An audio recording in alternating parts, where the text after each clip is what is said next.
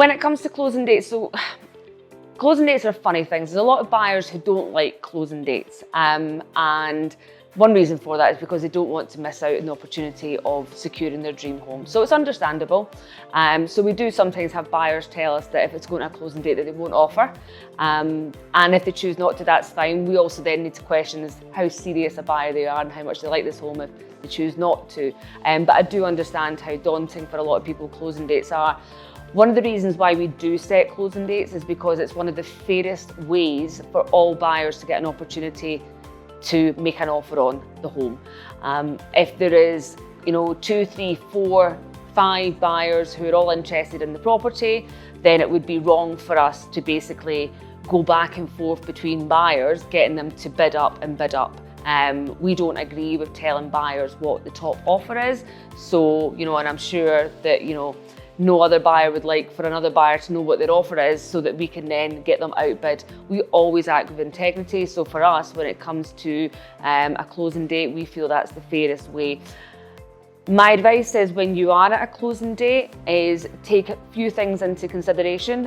One, how long are you planning on living there for? Obviously, if you're only planning on living there for a couple of years, you might not want to put in a substantial amount over.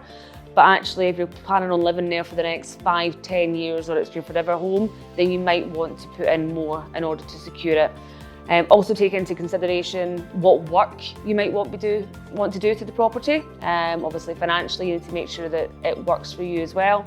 And then the third one is what you feel financially comfortable with, because what you don't want to do is to submit an offer and then a couple of weeks down the line, you panic and think, I've put far too much in, and you end up withdrawing from it. So always be 100% certain of the offer that you want to make. Nobody can give you that figure, unfortunately. We have people ask us all the time what we should put down and what they should offer, but you just don't know, because the reality of it is, there may be somebody there who just wants it that bit more than you and is financially in a better position to put more money down.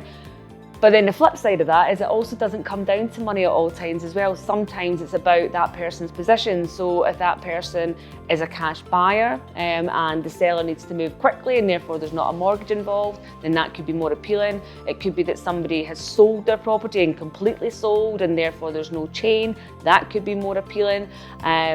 Or again, it could be that the seller wants to work with somebody who's got a house to sell because they're maybe buying a new build and it's not going to be ready for the next 6 to 7 months. So there's lots of different factors to take into consideration when it comes to offers and closing dates. But what I would always say to everybody is if you are interested in a property, make your best offer when it comes to a closing date, and you just never know. It might just be for you. And as the saying goes, what's for you won't go by you. And that's the attitude to have all the time.